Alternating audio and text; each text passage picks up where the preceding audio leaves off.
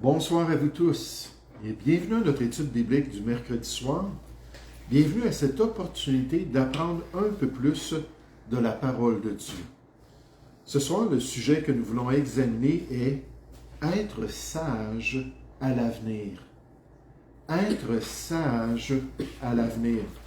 Ou cette idée de progresser dans notre discernement spirituel alors que nous avançons d'année en année dans le Seigneur.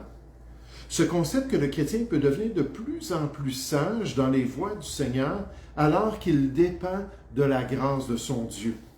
De plus en plus conscient des enjeux et des réalités spirituelles de sa vie, alors qu'il demeure fidèle dans la volonté que Dieu lui révèle et dans son obéissance au Seigneur. Proverbe 4 au verset 18 le décrit dans ces mots. On nous dit « le sentier des justes ». Nécessairement la voie de ceux qui marchent avec le Seigneur, est comme la lumière resplendissante, ce sentier des justes, dont l'éclat va croissant jusqu'au milieu du jour. Nécessairement, ça nous donne l'image d'une clarté complète du jour rendu vers environ midi dans la journée, lorsque le soleil est à son apogée pour éclairer les gens.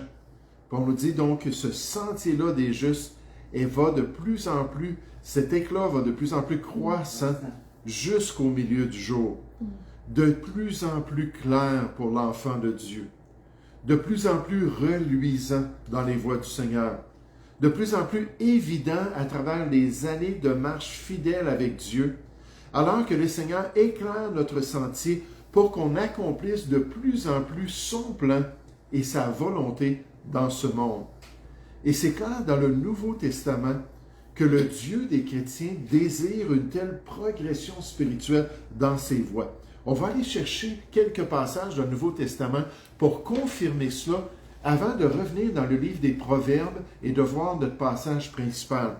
Donc, cherchons ensemble l'Épître aux Philippiens au chapitre 1, comme confirmation spirituelle du fait que Dieu s'attend que le chrétien grandisse en discernement, qu'il grandisse dans sa compréhension des voies de Dieu.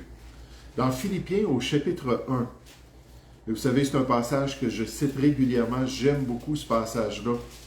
On le dit au verset 8 de Philippiens chapitre 1, « Car Dieu m'est témoin », c'est Paul qui parle de lui-même, « Car Dieu m'est témoin que je vous chéris tous avec la tendresse de Jésus-Christ.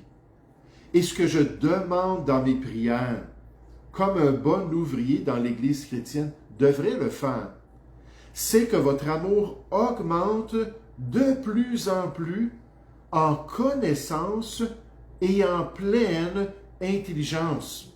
Là, c'est clair qu'on voit la progression avec le temps, à travers les années, dans notre marche avec le Seigneur.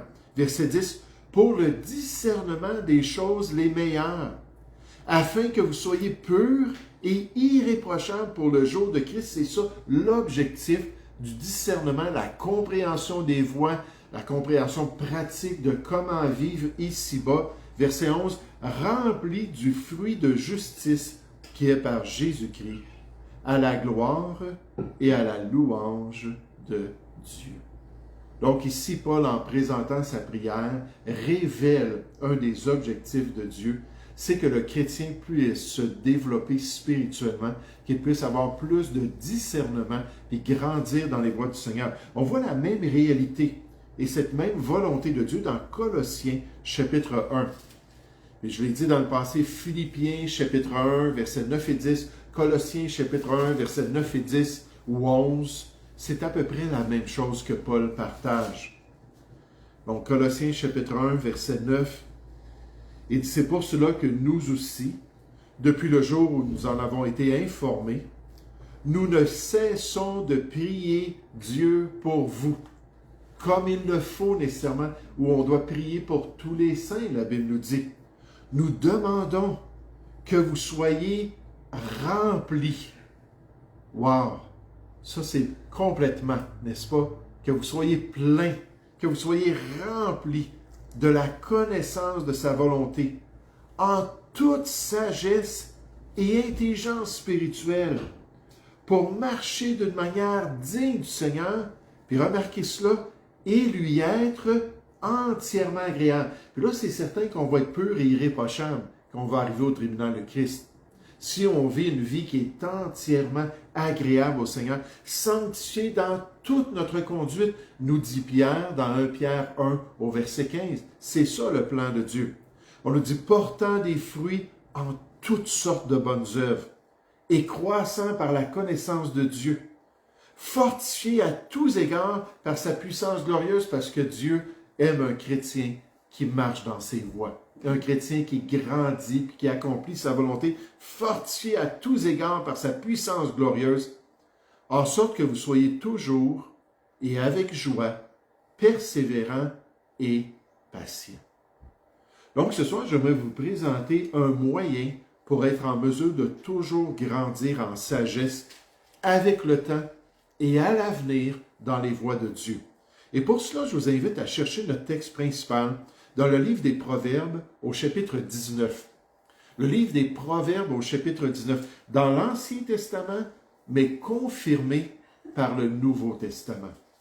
Proverbes chapitre 19, deux petits versets qu'on va regarder ce soir. Proverbes chapitre 19 au verset 20. Alors que je fais mes lectures à chaque mois ou que mon épouse et moi on fait nos lectures dans les Proverbes à chaque mois, c'est toujours un verset qui me parle. Toujours un verset qui vient me chercher.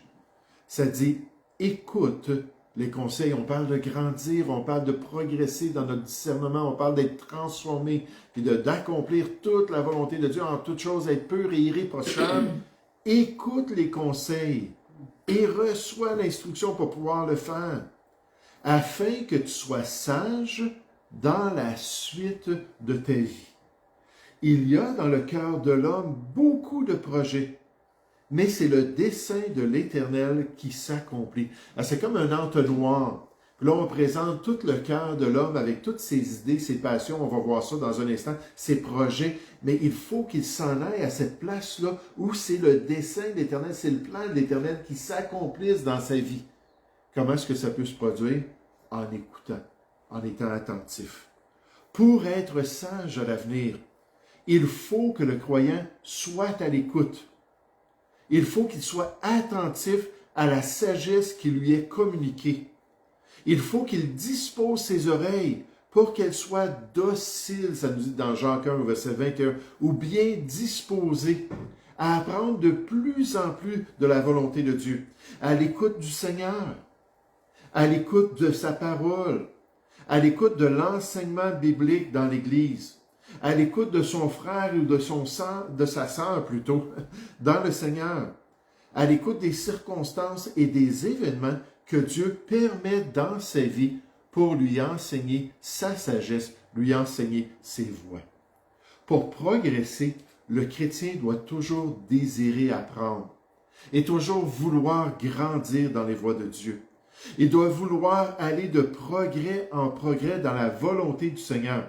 J'appelle cette vérité-là ce soir l'importance d'avoir un cœur enseignable. L'importance d'avoir un cœur enseignable pour progresser, pour pouvoir grandir, pour pouvoir être transformé, pour continuer à progresser dans les voies de Dieu. Le pasteur Steve Meir rappelle cette importance, alors qu'il décrit l'attitude du cœur qui permet à un chrétien de grandir dans les voies de Dieu.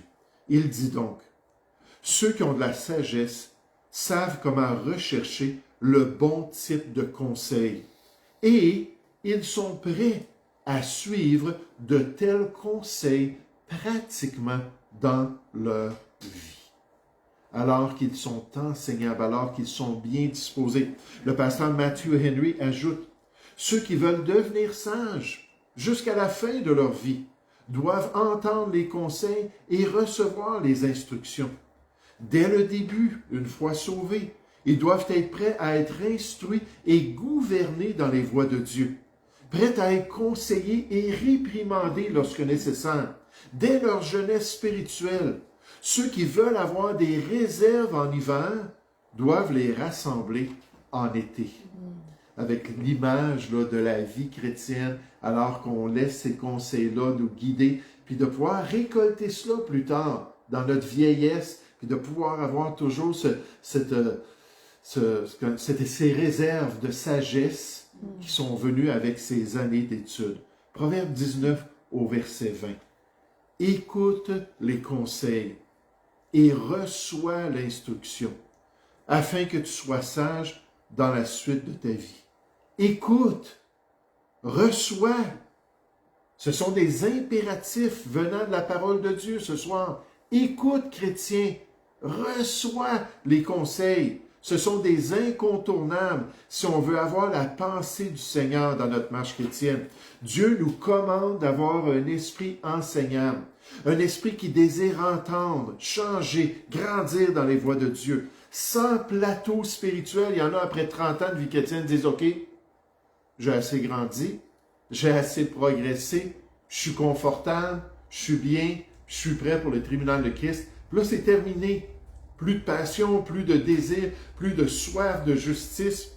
Il ne faut pas avoir ces plateaux spirituels sans excuse à cause de l'âge ou des circonstances de notre vie, étant pleinement disposés à faire tout ce que le Seigneur veut nous enseigner dans notre marche avec lui. Colossiens 4 au verset 12 nous présente des chrétiens matures comme étant pleinement disposés à accomplir tout ce que le Seigneur désire pour leur vie. Puis l'objectif est clair, encore au verset 20, afin que tu sois sage dans la suite de ta vie. Soyons à l'écoute, frères et sœurs. Ayons un esprit enseignant. Ayons une soif de comprendre, de discerner, de grandir pour la gloire de Dieu. Et ainsi, on sera en mesure d'accomplir tout son plan pour notre vie. C'est un peu comme une éponge. J'aurais pu amener une éponge puis vous dire, souvent, on va décrire un nouveau chrétien dans son premier amour comme une éponge. Là, il y a tout à apprendre. Là, il y a un désir de tout changer. Souvent, ça change très rapidement physiquement, l'apparence, puis ainsi de suite. Puis là, après ça, ça commence à rentrer dans les motivations, les intentions du cœur, la vie intérieure. Puis là, ça continue le restant de la vie. Et vous savez, une éponge, avec le temps, ça devient inefficace. C'est de moins en moins capable de retenir. Mais c'est encore capable de retenir. Puis moi, je vois ça, les chrétiens qui ont fait tous ces efforts pendant des années, mais qui sont encore capables d'être passionnés, encore capables de dire, Seigneur, que veux-tu que je fasse? Comme Saul de Tarse avait dit à Jésus. Puis d'être capable de vouloir grandir, puis d'aller de progrès en progrès pour accomplir la volonté de Dieu. Puis au verset 21, on nous dit, il y a dans le cœur de l'homme beaucoup de projets. À la lumière de ça, à la lumière des réalités spirituelles, à la lumière de toutes nos intentions, de tous nos désirs, de toutes les possibilités, de toutes les opportunités. Comment est-ce que je peux le découvrir? C'est en étant à l'écoute, en cherchant la face de Dieu. Jacques 1,20 nécessairement, puis on aurait pu parler de toutes sortes d'aspects, mais en demandant à Dieu, c'est quoi ton plan, Seigneur? J'aime ça quand on vient les mercredis soirs, il y a des gens qui disent, j'ai besoin de direction dans ma vie. J'ai besoin que le Seigneur me montre c'est quoi son plan. Wow! Merveilleux! Le Seigneur veut qu'on accomplisse son plan. Puis là, on s'en vient pour dire, Seigneur, c'est quoi ton plan? Mais là, on va s'accorder avec son plan, puis avec sa volonté. Tout au long de notre vie, il y a dans le cœur de l'homme beaucoup de projets, mais dans cet entonnoir spirituel, dans le plan parfait de Dieu, mais c'est le dessein de l'Éternel qui s'accomplit. Si on est à l'écoute, si on cherche vraiment à connaître son plan et sa volonté, c'est possible d'être transformé et de grandir dans les voies de Dieu. Tout au long de notre vie chrétienne, jusqu'à notre dernier souffle, jusqu'au jour où la trompette va sonner, alors qu'on est enseignant et qu'on a ce désir-là. J'aimerais qu'on puisse regarder un passage similaire. Alors que je lisais des commentateurs, alors que je regardais là, sur différents outils informatiques, là, ce que les gens pensaient de ça, il y a souvent les gens qui pointaient, il y a un passage presque pareil qu'il faut aller consulter, mais qui rajoute une autre dimension à notre quête spirituelle, à notre désir de discernement. Cherchez Proverbe chapitre 13. Tantôt, c'était Proverbe 19 au verset 20. Là, c'est Proverbe 13 au verset 20. Là, on rajoute un autre élément ici. Proverbe 13 au verset 20.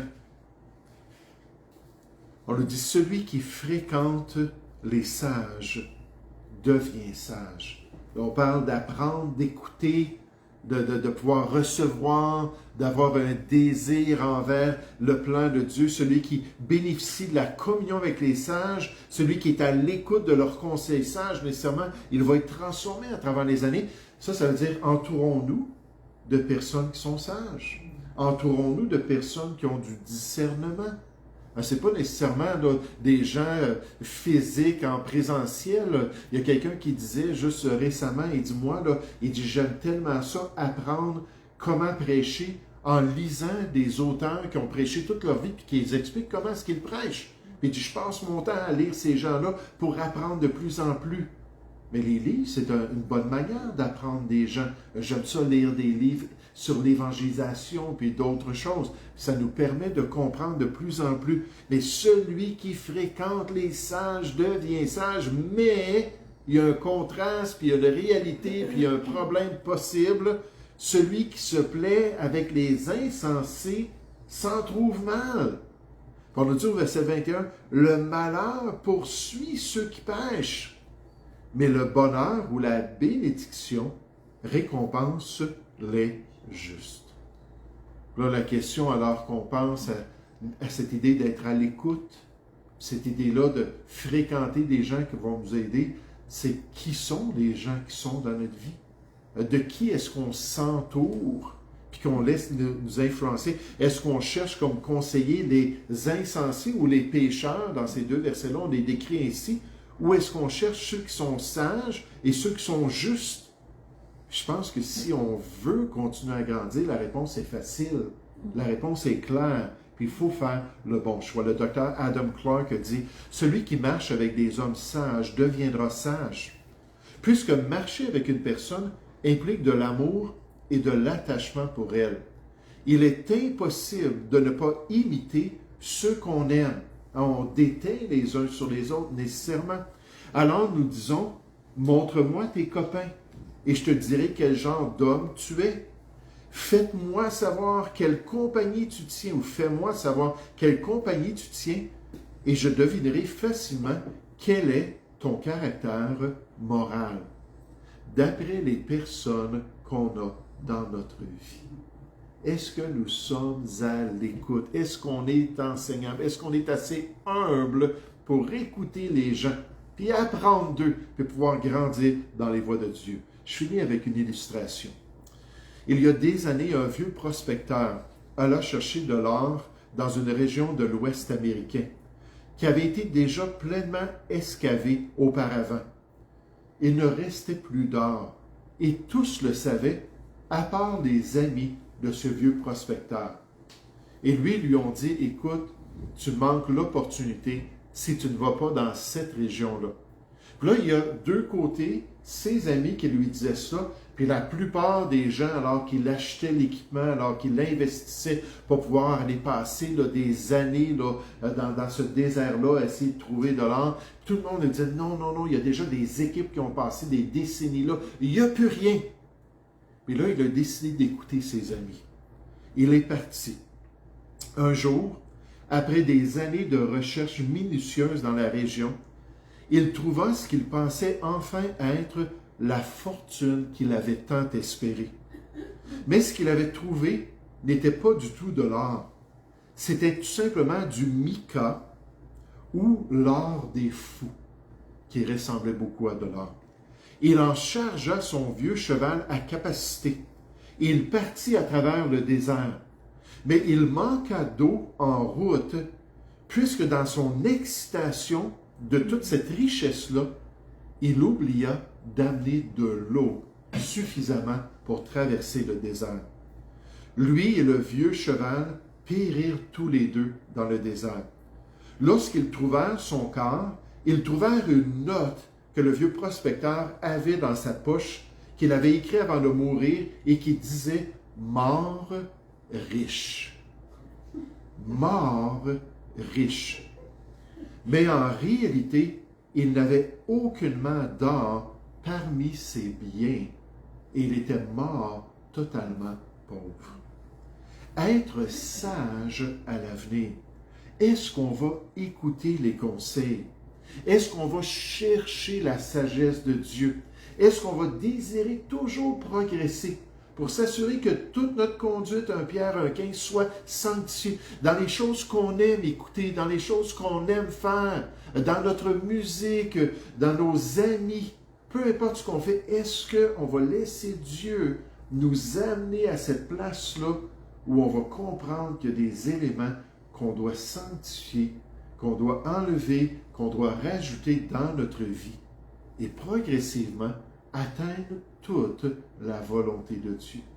Pour qu'on soit pur, Philippiens 1 nous dit, et irrépréhensible devant le Seigneur. Puis on devrait prier les uns pour les autres comme Paul le faisait, n'est-ce pas? Qu'on puisse grandir en sagesse et en discernement, pleinement connaissant tout ce que Dieu veut pour chacun de notre vie, afin de finir notre vie chrétienne comme des chrétiens sages qui ont marché avec leur Dieu. Écoute les conseils et reçois l'instruction, afin que tu sois sage dans la suite de ta vie. On va prier ensemble. Père Céleste, Seigneur, je veux te louer et te remercier pour ce privilège encore d'avoir le manuel de vie, ce privilège d'avoir le livre des Proverbes qui nous aide comme un des éléments pour pouvoir avoir plus de sagesse et plus de discernement. Et Père Céleste, surtout, ce cœur enseignable. Ô Père, comme c'est important, comme on doit désirer s'examiner, désirer mettre en question des choses et s'assurer qu'en toute chose, on va progresser pour accomplir toute ta volonté. Seigneur, tu nous dis que tu ne nous as pas appelés à l'impureté, mais tu nous as appelés à la sanctification. D'après ce qu'on retrouve dans 1 Thessaloniciens chapitre 4. Et Seigneur, tu veux qu'on puisse grandir de progrès en progrès, alors qu'on accomplit toute ta volonté. Guide-nous dans tes voies, Seigneur. Bénis ton Église. Aide-nous à aller de l'avant. Au nom du Seigneur Jésus. Amen.